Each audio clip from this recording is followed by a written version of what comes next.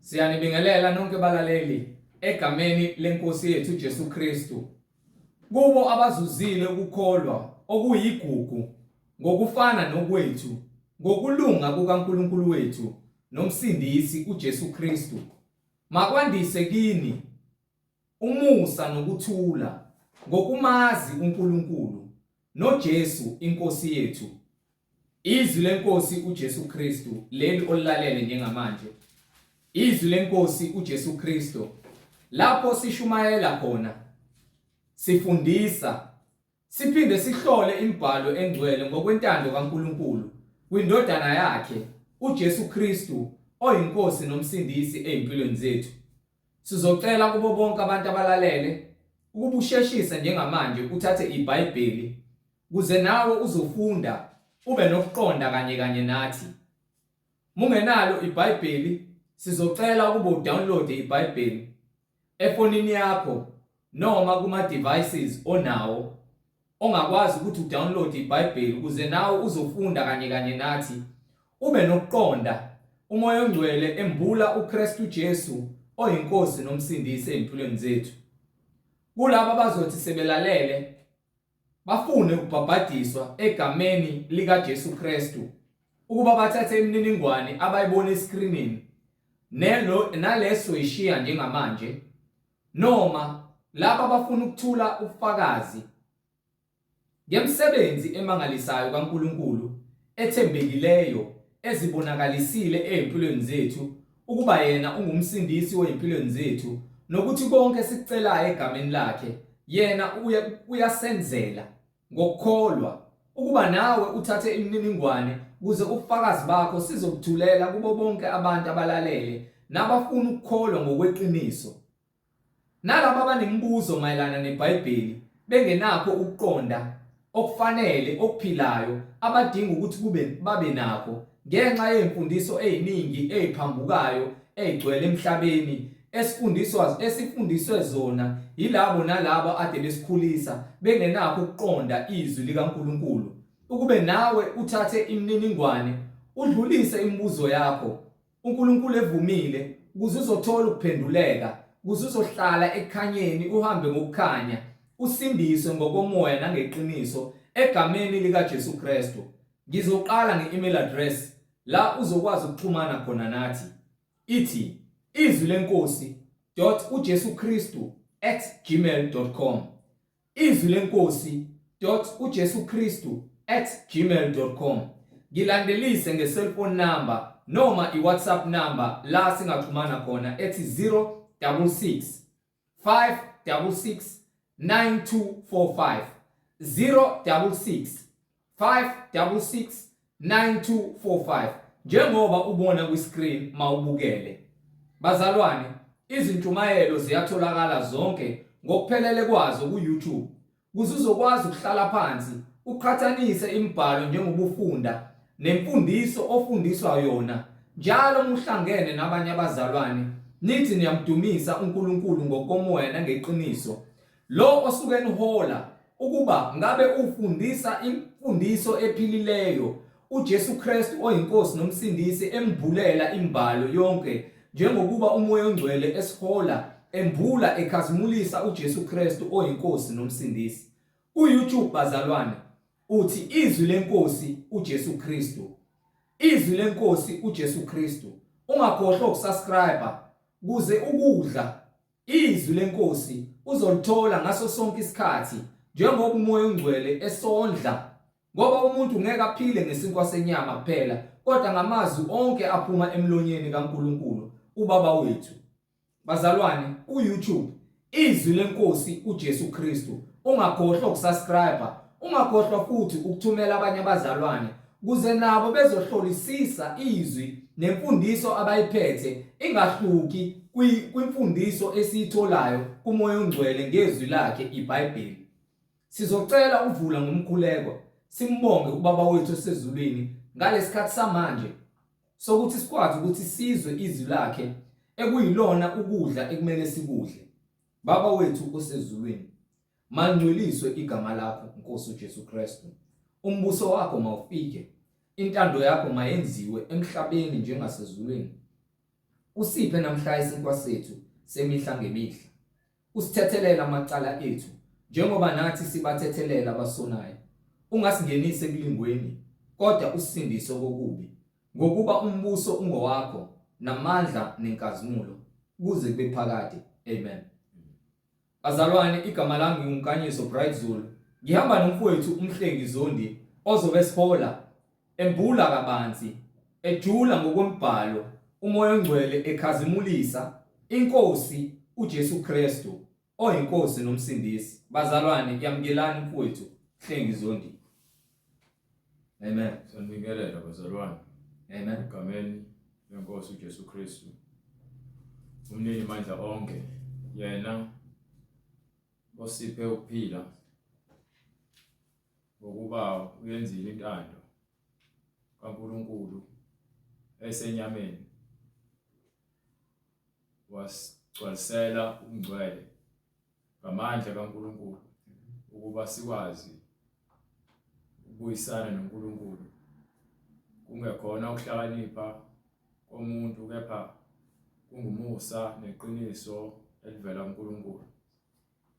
Siloke sithule bona ubufakazi ukuthi munye uNkulunkulu ongenamphelekezeli, uNkulunkulu ongenambonisi, uNkulunkulu ozakhele konke ngamandla akhe, konke kusemandleni akhe. Akekho ongathi ke khona angakukhomba nje okwakhe, konke kuvela kuNkulunkulu, kungamandla akhe. Ngakho ke sifanele ukumnika udumo uNkulunkulu. Siyeke ukuziphakamisa ukuzitshela ukuthi khona amadlozi, nokuthi ke izangoma ziyanisiza.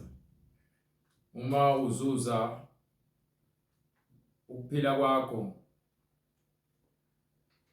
ngenxa yokujabuliswa izinto zasemhlabeni, uthi uJesu kuyakuba yini ukuthi uzuze izwe lonke, ube nakho konke, kepha ulahlekele ukuphila kwakho.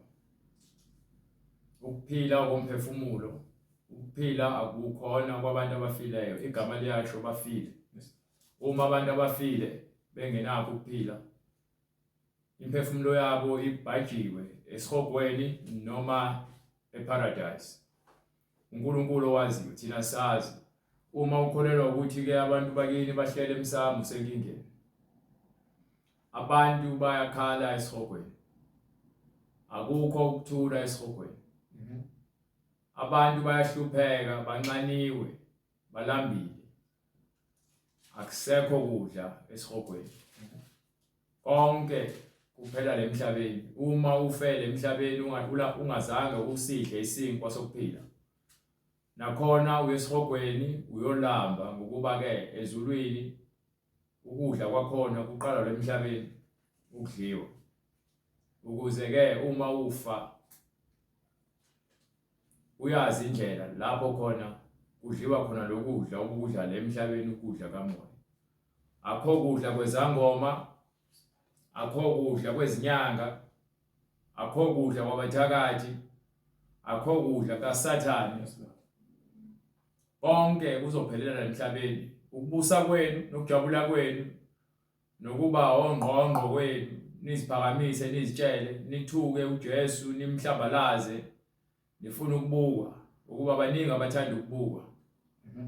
Kepha lokubuka kwabo kunomvuzo wokukhala nokugedla kwamazinyo nokusha nezimpethu, lapho khona umlilo wakhona ungacisheki ike esihogweni.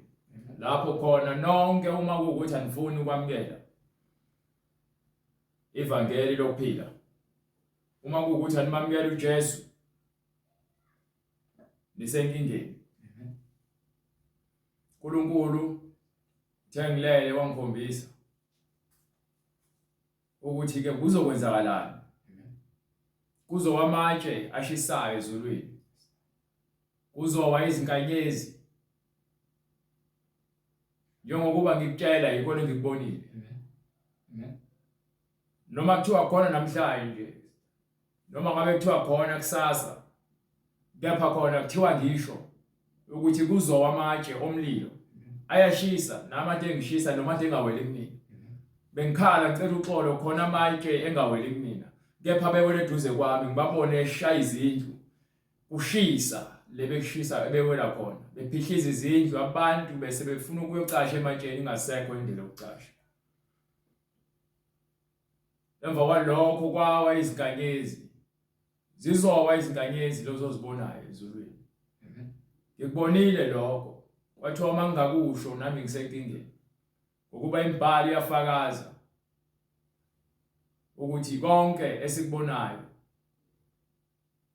nesikutshelwayo sikusho incwadi yaHezekiya wena omubi uma ngithi kuwena tshela abantu iziphambeko zabo wena ungabatsheli igazi labo lisezandleni zakho iyodwa into ekuthiwa ngitshela abantu ukuthi abaphenduke beze kuJesu ngokuba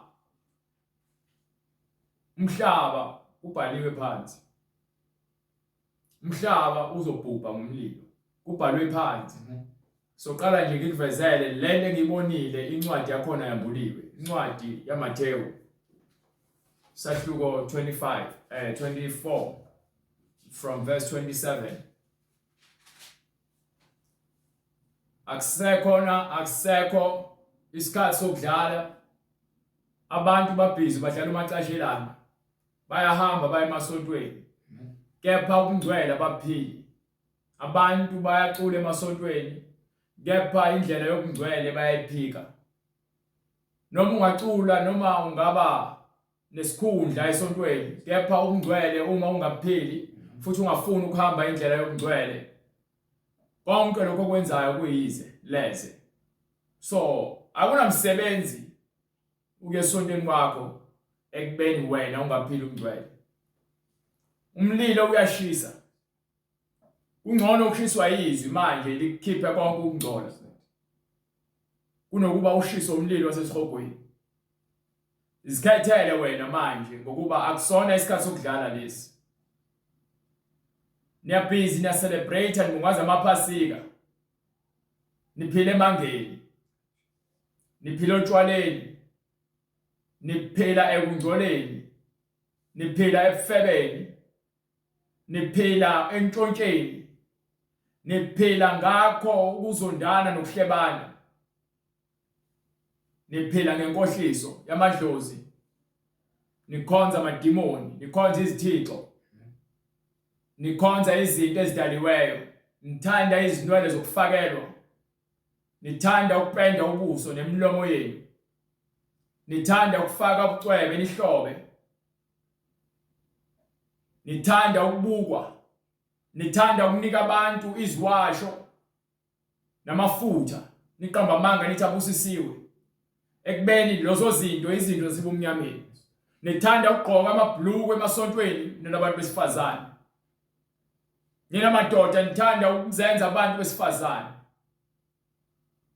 konke lokho kunomvuzo ukuthi bonke abantu abangafuni ukuzwa izwi lokuphila abangafuni ukuphenduka mina icala lami kufanele ngilisule ngokuthi ngime ngintshele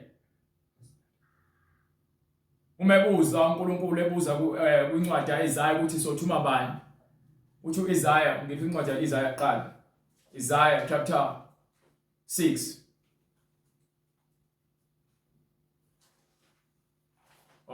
starting from chapter 1 from verse 6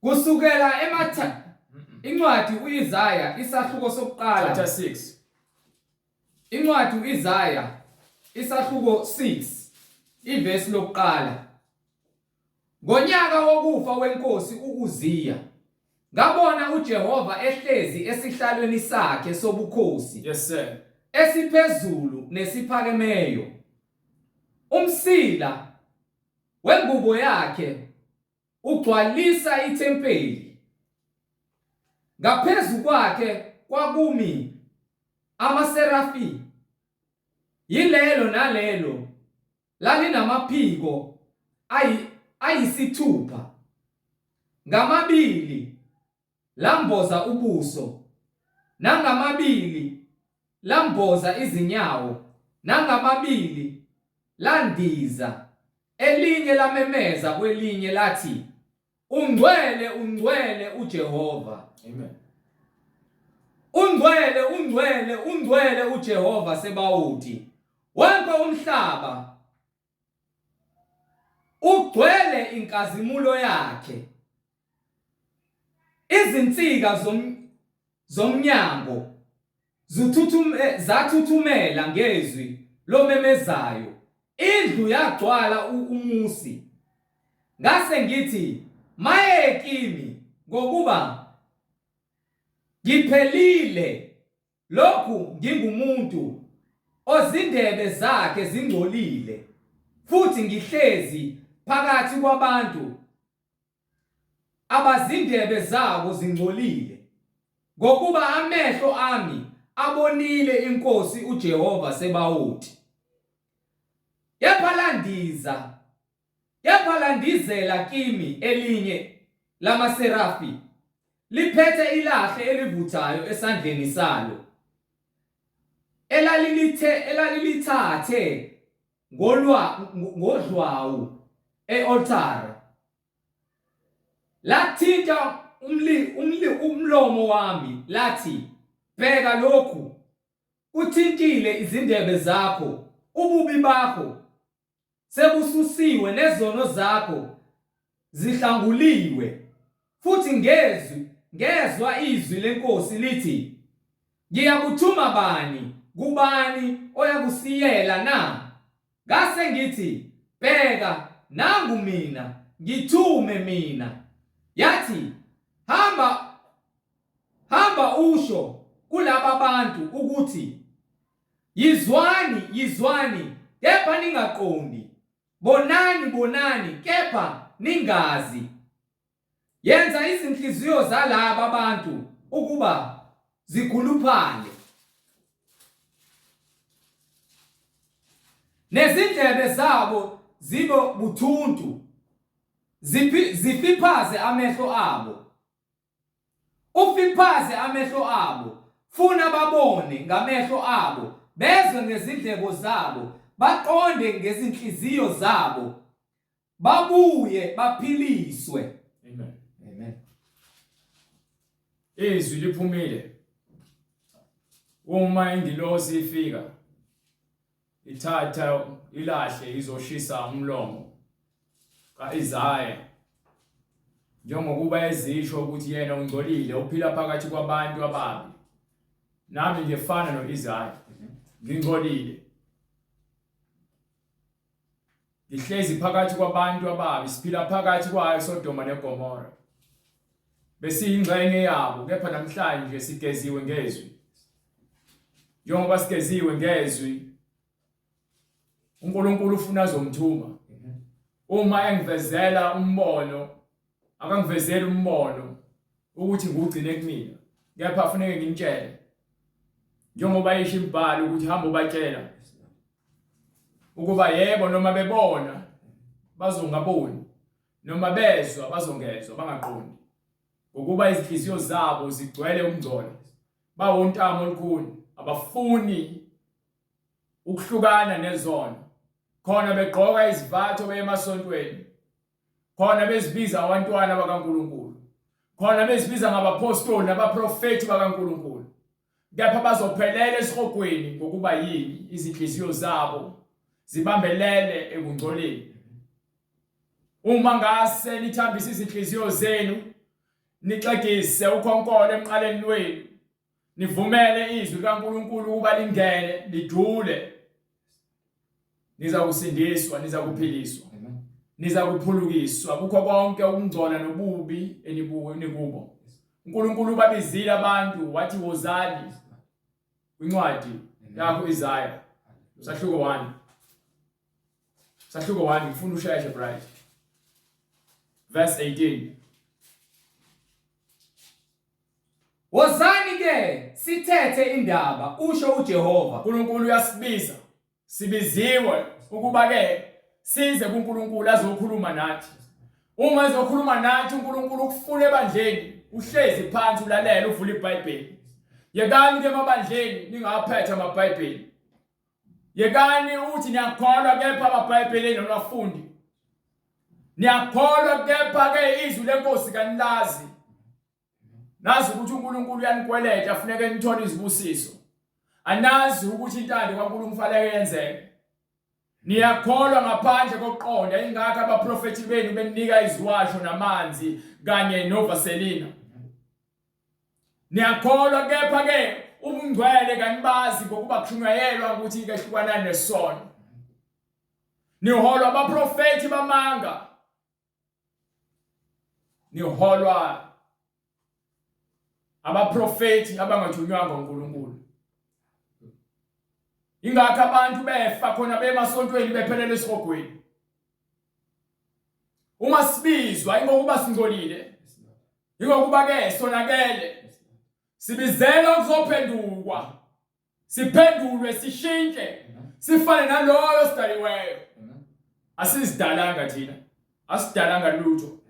Uma uthi udala umuntu awudalanga umuntu wena ufaka imbewu kuwena ukuba udala umuntu. uNkulunkulu udale kungekho lutho wakwenza kwakhona. Yonke into wayifaka imbewu phakathi ukuthi iqhubeke izalane yande kungapheli. Kepha njengoba ngisho ukuthi ke umhlaba uzowa. Umhlaba uzosha. Amatshe azoqhamuka ezulwini njengokuba ke uzwa indaba yaseSodoma naseGomora. Kuthiwa kwanetha umlilo. Kwanetha amatshe omlilo. Wayishisa uNkulunkulu iSodoma neGomora nakho konke okuphakathi ngisho izitshalo. Manje ke sibizelwe ngomusa egameni likaJesu Kristu. Uthini ngoyingcwele? Wozani ke sithethe indaba usho uJehova. Wozani ke sithethe indaba. Noma izono zenu zibomvu kakhulu. Nazo zonke izono zenu wozani nazo. Ziyakuba mhlophe njengephepha zigezwe ngezwi lakhe. Noma zibomvu njengobubende. Noma ngabe kuthiwa zibomvu njengegazi. Ziyakuba njengoboya bezimvu. Ziyogeza sibe mhlophe njengoboya bezimvu. Uma nivuma ngeke uzodonswa ngenkani, ngeke uze ufoswe ukuba wena ukholelwe ezwini likaNkulunkulu uphenduke ezindleleni zakho njengokuba izwi lithi ke phenduka.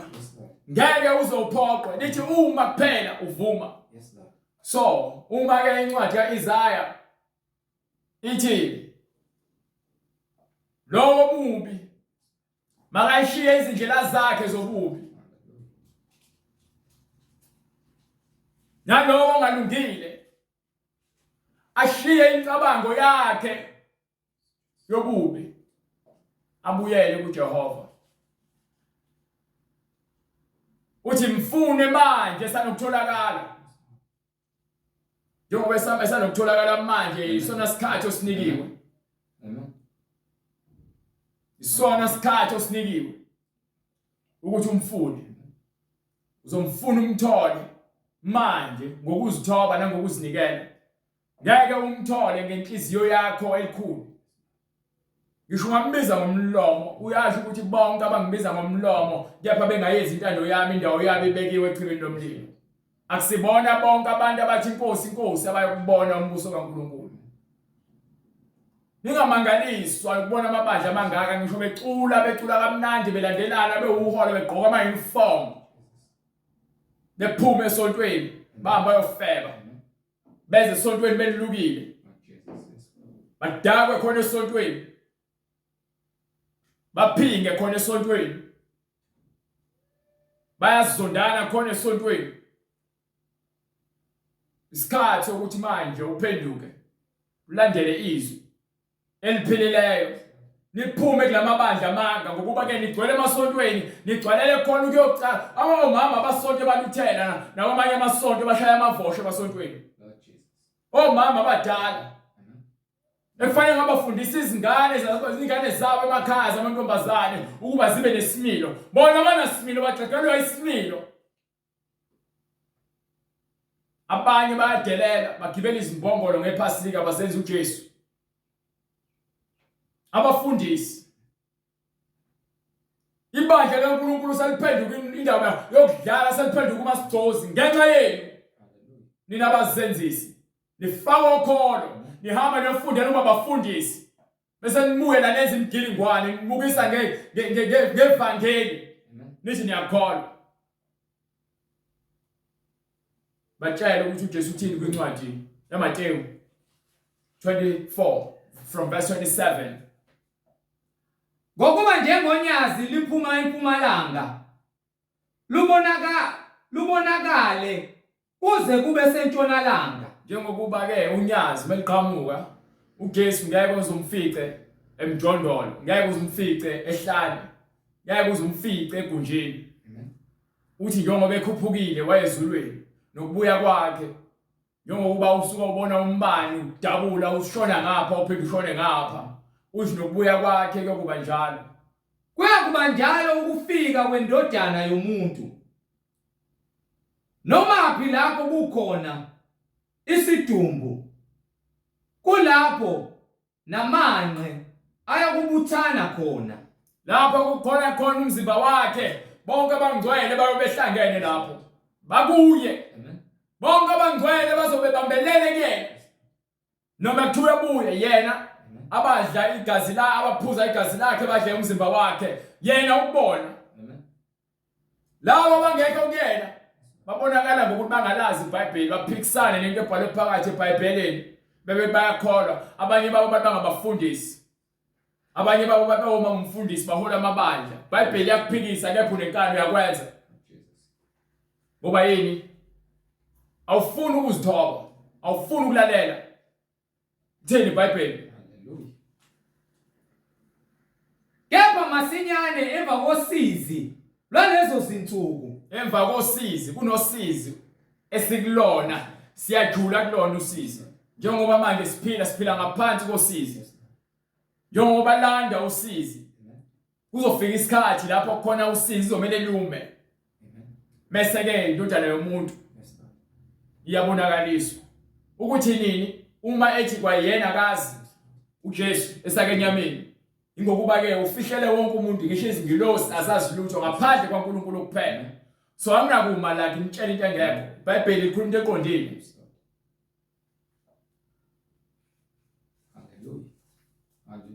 ilanga liyakufiphazwa. Ilanga lokhu ke ngibonile, ilanga belifiliphele belingabonakali. Ilanga belingabonakali nhlobo. Nenyanga ayikukhanya. Bekungekho nyanga njengoba yisho incwadi, lokho engikubonile ikhona lo engikushoyo nakhona okubhalwe phansi eBhayibhelini. Bekumnyama kusemini. Nezinyanga ziyakuwa ezulwini. Bese kuthi izinkanyezi. Nezinkanyezi ziyakuwa ezulwini. Izinkanyezi ngizibonile ziwe ezulwini. Ngizibonile ziwa izinkanyezi ezulwini. Namandla ezulu ayakuzanyazanyiswa. Kwawa umlilo ezulwini. Isiphetho yileso. Mina kuthiwa ngimtshele nami ngizikhalela. Ngicela ukusindiswa. Kepha bengibuza ukushisa noma ngekho ekushiseni. Abakwazi ukushisa kwamoya. Bacabanga ukuthi ukushisa mhlawumbe ukukhulunywa ngokushisa ukuthi mhlawumbe siyazishola. Ilanga nje. Haleluya. Khona ukushisa okungabekezeleleki lokho ufuna uxolo khona ungazi ukuthi ke uxoliselani. Kepha ngiyakhonjiswa ukuba ngimtshele ukuba ke ukushisa kuyeza. Amatshe izimbokodo ezinkulu ziyawa. Haleluya. Izinkanyezi ziyaqathaka. Haleluya. Lekushaya khona yasabisa. Jesu uyabuya. Uyabuya uJesu. Uma ungafuna ukuphenduka maye kuwe. Khona bayakungibiza kepha angiyuphendula. Khona bazosebenza. Kwenzakelile lokho kushoyo. Bayakungifunisisa kepha abayikungifumana. Bakukushilo lokho umoya ngcwele. Sebembiza ngo last minute. Lo engikubonile ngombono ebusuku ngilele. Ngenxa yokuba babezonda ukwazi. Babezonda. Uyabona uma uzonda iqiniso manje ungafuni ukwamukela umngcwele, usafuna ukuphila ujabulisa inyama yakho ukuba nakho ubona benza. Uma ungaziniki isikhathi manje sokuzithoba nokuthi uphenduke, Asekho esinye isikhathi. Kabakhethanga ukumesaba uJehova. Ngakho ke lokho engikubonile ikona lokubhalwe phansi eBhayibhelini. Angizange ngifunde lento ukuthi ngizofuna ukunitshela yona. Yile nto ekubhalwe phansi engibonile. Izulu belimnyama kusemini liguqubele. Lord Jesus. Wawumlilo. Uwe itshe liza kumina kanje. Kepha lifikela wele eceleni kwami laphahla indlu layishisa. Abanye abantu abesewa nje efika ngwezwe shisa. Lord Jesus. Emva kwalokho kwawo izinkanyezi ngizibona ziqatha izinkanyezi. Lord Jesus. Amen. Bekucela uxolo ngaso sonke isikhathi ngizukushisa. Yashisa ukushisa okuzayo. Ngeke lize likubekezelele. Awuqhubeke lencwadi yaMathewu. Khona kuyakubonakala ezulwini isibonakaliso sendodana yomuntu. Njobe sekubonakaliswa isibonakaliso sendodana yomuntu. Bese zikhala izizwe zonke zomhlaba. Yona ke lento le esalele. Bese kukhala izizwe zomhlaba njengoba ke incwadi esambulo sahluko 1 kusukela ku verse 7 and 8.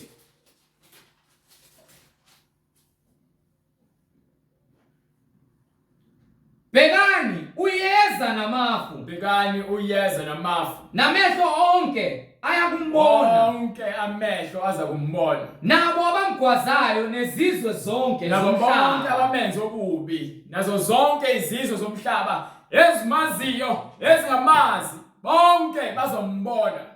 Ziyakulila ngaye. Bese ke zenza njani? Ziyakulila ngaye. Lalela awumazi uJesu manje mawufa ufele emnyameni. Uyazi ukuthi khona umuntu ethi uJesu okukhanya. Bonke abantu bafuna uJesu esihogweni. Bebembona bafuna uJesu esihogweni. Njengoba nesigwili sabona uAbraham noLazarus. Sacela kuLazarus ukuthi kuAbraham ukuthi kuze uJesu uLazarus azomnika amanzi. Bonke abantu basesihogweni bayabona ngale ekukhanyeni. Phela bakwazi ukufinyelela ngokuba kunegebe lomlilo. Nicabanga ukuthi umdlalo ngokuba ke nibona abafundisi abalo bekhuluma amanga bephakamisana izandla bethi thintana izinto niziclaim. Belo bevumana uJesu bengazange banitshela ukuthi uJesu nimvuma mekwenze njani. Nizwana nabo phakathi esihogweni. Kufanele ushiye indlela zakho zokungcola uyeke yonke into ephambene nokungcwele. Nina amaBhayibheli emafonini but ina highlighter yonke into efuna ukuyirecite ukuze ke inike ugqugquzelo lokuthi nikwazi ukuqhubeka nokungcola kwenu osukwini. Ngisho ngawu recite umthandazo uma ungenayo iminingi kuwena phakathi uze uwenze ukungcwele ukuphile. Uzwa nalo umthandazo wakhe esihogweni. Zonke izizwe zakumbona. Zonke izizwe zakhala. Hallelujah. Zonke izizwe zaguqa phambi kwakhe. Yebo, amen. Yebo, amen. Mina ngingu-Alpha no-Omega. Mina ngingu-Alpha no-Omega. Kusho iNkosi uNkulunkulu. Kusho iNkosi uNkulunkulu. Okhona. Okhona. Nowayekhona. Owayekhona. Nozayo. Nalozayo. Umnini mandla onke. Bangaki oNkulunkulu abezayo? Bangaki oNkulunkulu abezayo? iNkosi uNkulunkulu. Ithi iNkosi uNkulunkulu. Okhona. Okhona. Nowayekhona. Owayekhona. Nozayo. Akasho uJesu kuyona lencwadi le kuverse 18 ongifundela uverse 18 uthini uJesu. Khona sokuvezela ukuthi uJesu uyena uNkulunkulu ozayo. Nophilayo. Uthi mina ngingophilayo. Ngangifile. Uthini ngalakasho ukuthi ke owayekhona nokhona nozayo. Akasho ukuthi ke ophilayo. Ngangifile. Bheka manje. Sengimophilileyo. Yaphila manje ngiphetheni. Hallelujah. Sengimophilayo kuze kube phakade naphakade. Futhi nginezihluthulelo. Ngiphethe izahluthulelo zokufa. Neze-Hades. So bonke abantu abanqabayo ukulandela uJesu uziphethe izahluthulelo zokumvula lesihogweni. Niyongena ngamalengiso. Hallelujah. Niyongena ngamalengiso. So manje ngifuna ukunitshela into ezokwenzeka njengoba ngintshela lokho engikukhulumayo kubhalwe phansi incwadi iqala kaPeter. Noma isincwadi esibili kaPeter. uPetru sahluko 3 qale from verse 9. iNkosi ayilibali ngesithembiso sayo. Isithembiso ukuthi ke wathi bekhuluma no wenza isivumelwano ngothingo lenkosazana. Leli thingo lenkosazana iqabane sezilenza indawo yokudlalela zona. uNkulunkulu wathi ngeke ngisawubhubhisa umhlaba ngamanzi, ngiyasola. Kepha ke lo mhlaba lo ngizowushisa. Lokho akwenza Sodoma naseGomora kuyisibuyezelo nesibekezelo salokho azokwenza emhlabeni jikelele. Ingakho ethini Inkosi ayilibali ngesithembiso sayo, njengalokhu abanye bathi kungukulibala. abanye bathi uNkulunkulu ukhohliwe. Kepha iyanibekezelela Uthi uIsaiah lo mhlaba uza kugoqwa njengengubo. Lo mhlaba lo uza kugoqwa njengengubo, uzasha nakho konke okuphakathi. Uzasha uphele. Akho lutho okuzosala. Sibheke umhlaba omusha manje. Iwona lesufunayo. Lo qhamuke ezulwini. Uyehla wehlele emhlabeni. Ongiphe. ingathandi ukuba kubhubhe namunye. uNkulunkulu uthando lwakhe engakho kuthiwa wathumela indodana yakhe yona yodwa. Wayithumela emhlabeni ukuba izoba umhlatshelo. Ngokuba yini ulithandile izwe. Kepha izwe alimfunanga, alimamukelanga izwe efikile kulona. Laze lamsusa emhlabeni izwe. Ngenxa yokonakala okugcwele ezinhliziyweni zenu. Sathane wahluleliwe. Sekusele wena ukuthi wahlulelwe echibini nomlilo uma kuukuthi awufuni ukwamukela uJesu, awusatshiswa. Uthi akafuni oyedwa umuntu abhubhe. Kepha Ingathandi ukuba kubhubhe namunye, kodwa ukuba bonke beze ekuphendukeni. bonke abantu kufanele baphenduke. Angikadali ukuthi ngabe ubiza ngani inkolo yakho. Inkolo yakho ayibalekile, into ebalekile into ebhalwe phansi eBhayibhelini. Ngaphandle kwemfundiso kaKristu. Ukuhamba kwakho ibandla uqale umfundisi wakho akusho lutho. Into ebalekile into ebhalwe phansi. Uyayenza uyayilandela, mengingayifundisanga ngalezo zinto, khumula lezo zivatho lezo, ushiye lo sonto lelo. Shiya lo bandla, ibandla likaSathane lelo. Kepha usuku lenkosi luyakufika njengesela. Njengoba uJesu ekhuluma uPetro agcwalisa uthi ke naye ukubuya kwakhe njengoba usuke ubona umbani ubanika ngapha uyobheka ngapha uthi ke naye uPetro ukubuya ufakazela into ayizwa ngoJesu ngoba behle naye batshela. Uyagcwalisa ukuthi ukubuya kwenkosi uyakufika njengesela. Mhla amazulu ayakudlula ngokuhlokoma. Njengokuba amazulu umhlaba ngeke uzubhubhe kamnandi mhlawumbe xa ukuthi ngizothola njengoba suke nibuka ama-movie bezisave kuthiwa umhlaba uyabhubha. Khona le movie kuthiwa 2012 umhlaba wabhubha ngamanzi kwasala ingcosana. Kule game akusali ingcosana. Kuyakusha konke. Konke kuzakusha. Ubhidlike. Bese kuyabhidlika. Nomhlaba nemisebenzi yawo kuyakusha. Khona ngikubonile lokho. Ngikhuluma into engibonile. Not ngamehlo enyama. Bengilele. Ngavezelwa ukuba ke lo mhlaba lo uyadlula. Lo mhlaba uzosha. Uzoqhathaka izinkanyezi. Kuwe umlilo. Kuncimikile ke yonke into. Abantu bazobekhala njengoba nje bekhala nakhona ephupheni. Ngibona abantu bekhala besimayimayi. Lo mhlaba lo uza kudlula ushe nakho konke okuphakathi. Mhlambe ngicabanga unina lana kuze ema-holiday. Lord Jesus. Awuzidlala umasitozi. Sengikhohliwe iqiniso bafundisi. Uma ningafuni ukuyeka ukuqamba amanga nokungafuni ukushumayela ngeqiniso, niyahamba nina niholela abantu esifokweni. And umkomelo wenu wokufa nowokusha nosigwebo senu sizoba buhlungu kakhulu. Ekutheni benilazi iqiniso. Kepha ngokusaba abantu nazincengela nizosha. Nishiso ukungcola elikhulumayo ngemlomo yenu. Ubana kunifuna ukwenza imali ngevangeli. Amen. Ngeke Hallelujah. Njengokuba konke kuyakubhidlika kanjalo. njengoba ke konke kuza kubhidlika kanjalo. Kumele ukuba nibe ngabantu abanjani ekuhambeni okungcwele. Fanele nibe ngabantu umbuzo lo. fanele nibe ngabantu abanjani ekuhambeni ekungcwele okungcwele nasekumesabeni uNkulunkulu. fanele niphile kanjani uzokwazi kanjani ukufanele ukuphile kanjani ungazange uzufunda iBhayibheli ungazange uzube nawo umfundiso ofundisa ngeqiniso Nibheka nilangazelela ukufika sibheka silangazelela ukufika kosuku lukaNkulunkulu. kunosuku oluzayo likaNkulunkulu yabona lezi ntsuku lezi zidalwe yena but kunosuku lakhe alibekile lapho yena azoqhamuka khona Ayakubhidlika ngalo amazulu. yilizwi iBhayibheli usuku lwakhe bese qhamuka yena kuyobaleka izintaba kubaleka amanzi kubaleka yabona ukuthi ubuso bakhe babalekelwa izi wabaleka awungiphi incwadi yaloluzana zonke. Hallelujah. ngiphi incwadi yesambulo bavezele lento le incwadi yesambulo sahluko 20 kusukela kuverse 11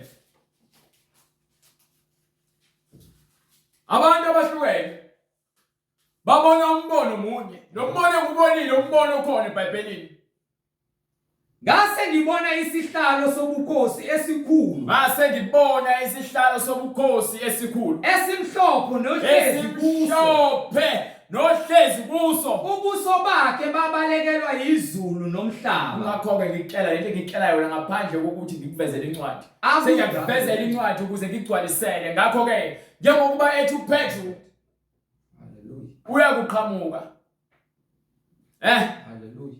baba Njengokuba konke kuyakubhidlika kanjalo, kumele ukuba nibe ngabantu abanjani ekuhambeni okungcwele nasekumesabeni uNkulunkulu.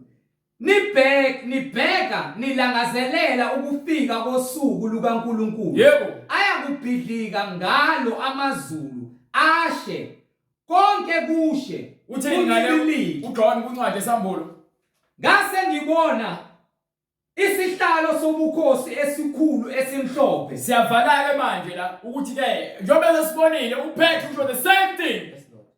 uma uPetru esho the same thing Yes, Lord. siyavala-ke manje la ukuthi-ke nasi isiphetho No sekwenziwe konke no sekuphilile nakuzobeleka Amen. nantshontshana naphinga nafeba Lord Jesus.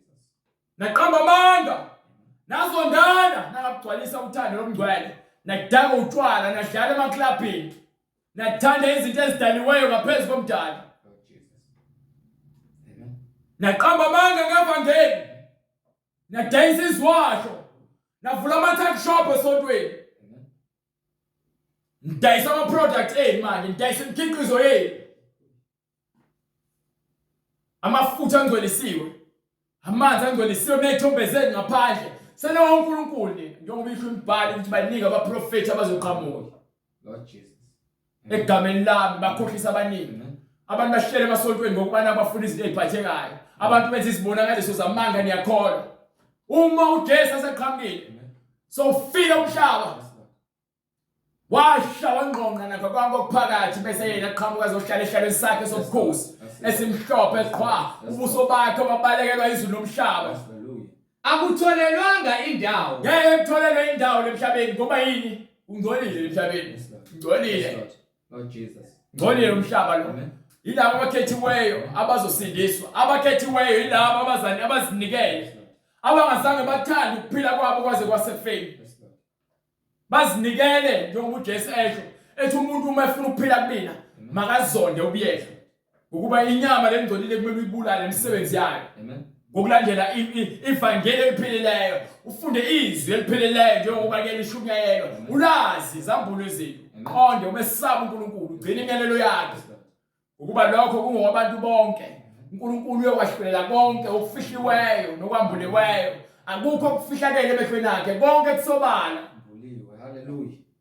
Hallelujah. ngephe Ngabona abafileyo abakhulu nabancane. ngabona izindaba ke manje sikuyavela kubonakala abafileyo abakhulu nabancane Bemi phambi kwesihlalo sobukhosi. bemi phambi kwesihlalo njengoba iBhayibheli lisho lithi ke kwincwadi yaseFilipi sahluko 2 verse 9 no verse 10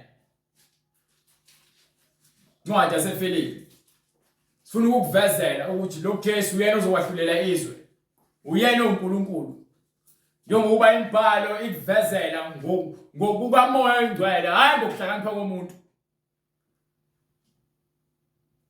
uNkulunkulu wayesenyameni, leyo nyama leyo yayibizwa ngendodana yakhe. So njengoba leyo nyama yayibizwa ngendodana yakhe, namanje sisathi-ke uJesu indodana kaNkulunkulu. Ngokuba ke usabambe leyo title noma lelo gama lelo ukuthi uyindodana kaNkulunkulu akushintshi. Khona uNkulunkulu ezulwini. Lemhlabeni wayindodana. Akubona abantu abawu2 abahlukene la umuntu oyedwa. Izwi lasenyameni. Amen. Ngadidiseki kwalahleki.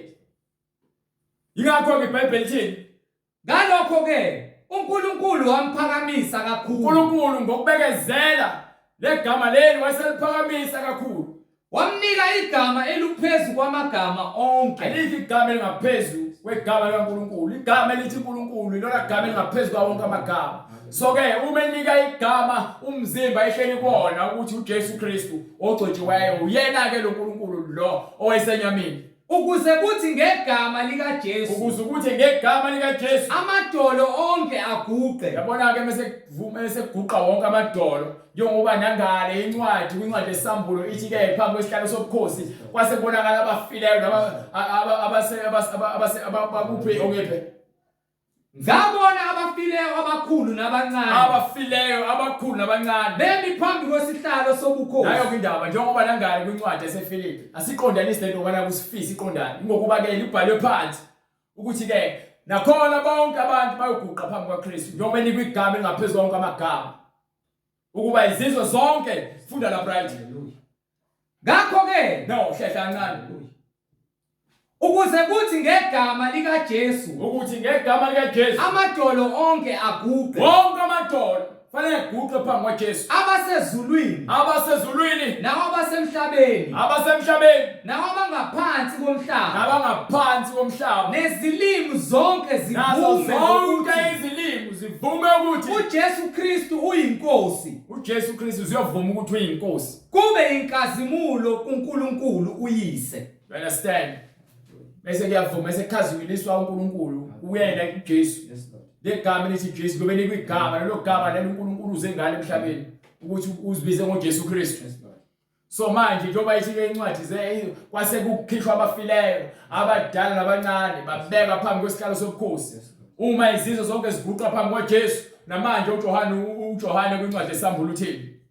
Izincwadi zavulwa. Kwase kuvulwa izincwadi. Nenye incwadi yavulwa. Nenye incwadi yavulwa. Ngeyokuphila. Incwadi yokuphila nayo incwadi yokuphila. Ezulwini kuyahlulela. Amen. Ngezwi akwahlulelwa ngokuthi ngiyamthanda umkahle, hayi lo ube nemali, hayi lo ngiyamsaba unesibhamu, hayi lo uyathakatha wahlulela ngezwi. Uyalazi izwi cha. Buyela ngapha. Bheka emabhukwini, bheka amagama. Oh. Awenzanga. Thina. Oh, buye esontweni. Buthanda amabhlukwe. Ithini incwadi yaDuteronomy 22:5. Oh. Ubuye esontweni ukufeba. Thini incwadi yaseKorinte sahluko 6 sura verse 9. Oh, busonto emaromini. Benikhonza ngithandaza kuMaria. Thini incwadi yesambulo. Thini incwadi yaExodus. Oh, ubuye esontweni. Ubuphema, ubuwenza izinwele ufaka ucwele. Thini incwadi kuTimothy. Hallelujah. Ubuye esontweni, ushadile, wadivorce. Waphinda ushada. Thini incwadi mokufunda imiyalelo kaNkulunkulu eyisithupha. Thini imiyalelo? Ubuye esontweni.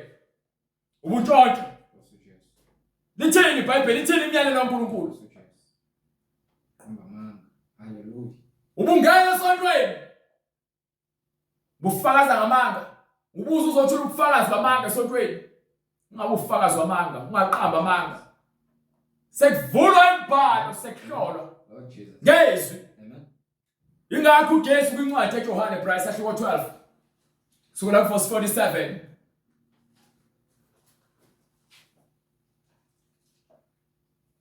Uyavulwa imibhalo.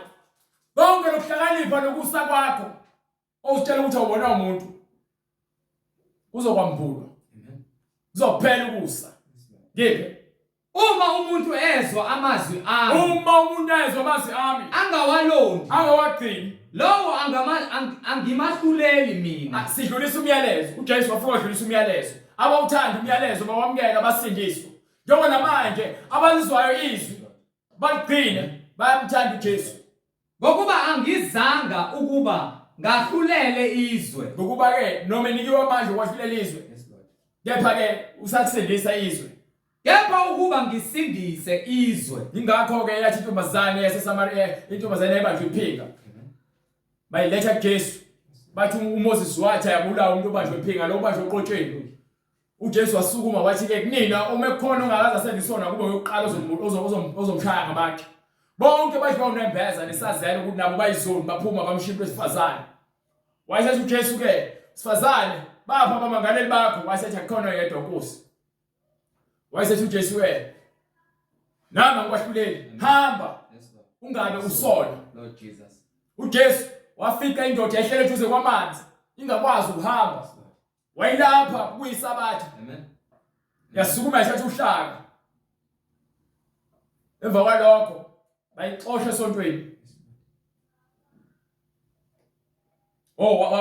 Wahlangana nayo. Amen. Wesibili seyiphilile. Amen. Sethempelini. Ethempelini. Hallelujah. Hallelujah. Wayibonga wathi wabona uphilile. Yathi Amen. wathi ke ungasona. Amen. Ngokuba uma waqhubeka wona Amen. ongaphezulu kwalokho uzokwehlela. Sindisa abantu. Ingakho sikubizele kuphendukeni. Ngeke ngikwahlulele ngikulahle mina. Ukwahlulela umuntu usomtshela ukuthi ke akafanele ukuphila. Yes, Lord.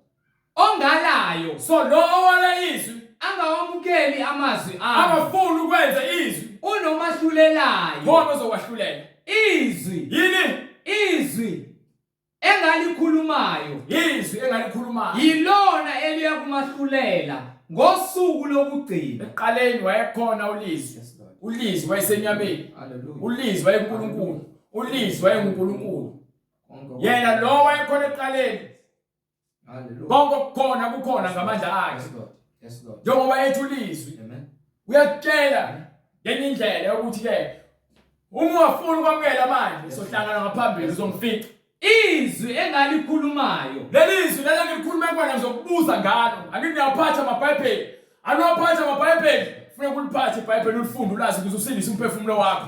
Ukuba lo muntu omlapho lokejula ubala akanandaba nomphefumulo wakho, unendaba nemali yakho. Amen. Nihola abazenzisi. Amen. Banithandela imali enikhiphayo. Amen. Abanithandela ukusindisa imphefumulo yenu. Ingakho nibathanda nibabiza ngodate. Nibenzela ama-birthday. Niyaba-celebrate. nabafileyo bahlulelwa ngalokho okulotshiwe ezincwadini. Yonke into ebhalwe phansi eBhayibhelini uzowahlulelwa ngayo. Njengokwemisebenzi yabo. Njengokwemisebenzi yenu nemisebenzi yonke eniyenzayo uzowahlulelwa ngayo. Qhubeka. Hallelujah. Nolwandle lwakhipha abafileyo. Laba bonke abathwetshulwa, ababhajiwe olwandle, bonke abafela olwandle, bonke abasemandleni obumnyama, bonke uSathane qobo lwakhe, Nokufa neHades kanye nokufa nesihoko, kwakhipha abafileyo. bonke bethiwa zonke izizwe zizoma phambi kwaJesu. Akukhona yedwa usala ngaphandle. Ababekukho bahlulelwa Bonke yiloyo abantu naloyo. fanele bahlulelwe yilowo naloyo Njengokwemisebenzi yabo. njengokwemisebenzi yabo. Ukufa neHades Lokufa nehayitisi, kwaphonswa echibini lomlilo. isihoko nokufa, ukufa kufele esonweni. Nabantu ababhajiwe esihogweni bonke nabantu abahleli ababhajiwe embusweni obumnyama bafakwe echibini lomlilo. Lokhu kungukufa kwesibili. Yabona ke ukufa kokuqala ukufela esonweni ungafuni ukuzwa manje izwi kaNkulunkulu lamkele. Amen. Asikusabisi ngale zinto. Siyakukhuthaza ukuba wena ushintshe indlela zakho. Ushintshe indlela ogqoka ngayo, ushintshe indlela okhuluma ngayo, ushintshe indlela oziphatha ngayo. Hallelujah. Ufune ukungcwele. Amen. Hlukane nezinto eziphathekayo nento ezijabulisa inyama. Hallelujah. Ezihlambalaza uNkulunkulu kakhulukazi. Amen. Hallelujah. Ezihlambalaza ukungcwele. Hlukana nazo. Lord Jesus. Yebo olalelayo uyakuhlala elondekile. agcinekile angabi naluvalo ngokubi. Incwadi iZaga isahluko sokuqala verse 33. Ngakho ke isona sikhathi osinikiwe manje lesi. Konke ngikushoyo ngikusho ngoba naku umphefumulo wakho kumele usindiswe. Angikusholo ukuthi mina uthande mina noma ungibone ngazi ukuthi nguwuthi angilutho mina. Kubalulekile into ebhalwe phansi eBhayibhelini. Yonke kumele siyenze leyo. So uma sobona ukuthi uyisoni uyafuna ukusindiswa ngokweqiniso. Uzimisela ukuphila umngcwele, awufuni ukungena esibhogweni. Thina incwadi ezenzo. Hallelujah.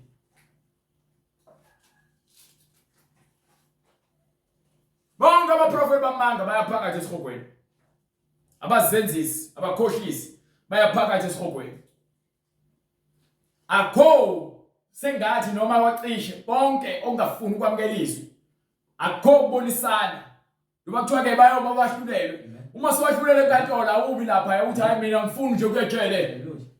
Uthiwa mambeni phose phakathi. Uma ekhona ungafunyaniswanga Uma ukhona ungatholakala encwadini engcwele. elotshiwe encwadini yokuphila. Waphonswa echibini lomlilo. Waphonswa echibini lomlilo. Ayizo ndawo. Wonke umuntu ongafuni ukwamukela ivangeli uyazahlulela yena. Izwi lobe selikutshela ukuthi wena ufunanga ungamukele. Lokho ungamukelanga nami ngeke ngikwamukele. So ngisho ngaphathi immese uphathi ibhamu ugqirhe ube muhle ube bekubona abantu bavele baconsa amathe noma kuthiwa uhamba ngezimoto ezibizayo nemali lo mali yakho ayikusindise. Kuthiwa thakatha ngeke umthakathe uNkulunkulu. Ngeke umdubule uNkulunkulu. Wena nje kumuntu omezokusiza ukuthi uzithobe. Khipha umoya omukhabholo nomtshontsho noqamba amanga nenzondo. Nokudaba utshwala lihlala utshwaleni likhonza utshwala. Nokukholwa emabandleni amanga ngenxa ukuthi hayi mina ngakhulela kulona. But ke uphile efebeni. Uyaphinga. Uyantshontsha. Akukho ukuthula kwababi. Akukho ukuthula. Uthini uphethe? Sebekuzwa bahlabeka enhlizweni bathi kuPetru nakwabanye abapostoli, "Madoda abazalwane, siyakwenze njani na?" uPetru wayesethi, "Phendukani." Wonke umuntu ufuna uphenduke. Yonke ethiwa ngiyitshele yona kuphela mina. Ayikho enye into. Ukuthi uyangithanda noma ungithandi noma uyayithanda indlela engishumayela ngayo noma uyithandi. Mina kuthiwa ngikutshela ukuphenduka. Yes, Lord. Kuthiwa ngitshela abantu ukuthi abaphenduke. Lord Jesus. Phendukani. Hallelujah. Yilowo nalowo ufuna babhathiswe. Egameni likaJesu Kristu kukho ukuthethelelwa kwezono zenu. Khona niyakwamukeliswa. Khona nobe selamkeliswa. Isiphiwo sikaMoya oyingcwele. Iyodwa into kumele siyenze. Ukuphenduka. Yes, Lord. Sigezwe Yes, Lord. egameni likaJesu Kristu. Ukuze ke sinikwe isiphiwo sokuphila. Yes, Lord. Ukuba lesithembiso ngesethu, isabantwana bethu, esaba bonke abakude, bonke inkosi uNkulunkulu ethu yakubabiza. Wafakaza nangamanye amazwi amaningi wabayala wathi, "Zisindiseni kulesizukulwane esiphambeneyo." Zisindiseni kulesizukulwane esiphambeneyo. Lemiyalezo uma ubeke uzibekele wena wedwa, mokuzwa uthatha unike nabanye khona bezozwa. Lo mhlaba esihleli kuona Yes, Lord. uzosha. Amen. Siyadlula la, asiselanga ukuzohlala. Mhlambe abantu sebekhohliwe. Ukuthi uyafana namhlanje uma ufunga amazwi uJesu esihogweni wena. Uma sekwahlulelwe echibini lomlilo. Lo mlilo lo uyavutha. Vuthela bona bangezwa. Lord Jesus. Ngakho ke uma sowuphendukile sofuna ukubhabhathiswa egameni likaJesu Kristu uhambe ngokungcwele. Yobe sosithinta kumniningwane lo ibonayo escreenini. Nakhona futhi ne-email address ikhona. Amen. Laba banombuzo mayelana neBhayibheli bayosithinta. Egameni likaJesu Kristu. Baba uNkulunkulu namandla egameni likaJesu Kristu siyabonga umusa wakho nothando. uNkulunkulu lezwi lakho malihambe lifinyelele kulabo uNkulunkulu obakhethileyo nalabo uNkulunkulu ofuna abalizwe. Ukuba kungamandla akho abone ukuhlakanipha kwethu. Sishike namanje baba abantu bangabakho. Konke uNkulunkulu sikunikele ezandleni zakho ukuba kwenzeke intando yakho emhlabeni njengasezulwini. Ukuba uNkulunkulu ukuba nomusa kulabo yoba nomusa kubona. Uzwele labo yobazwela. Nathi ke uNkulunkulu sitholile uzwelo. Sicela singaphumi endleleni baba.